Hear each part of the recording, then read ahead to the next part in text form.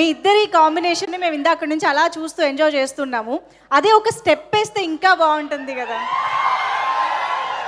ఇద్దరు wonderful dancers ఉన్నాక ఆ హుక్ స్టెప్ ఉంది కదా మనది. మా వాళ్ళు మ్యూజిక్తో కూడా రెడీగా ఉన్నారు.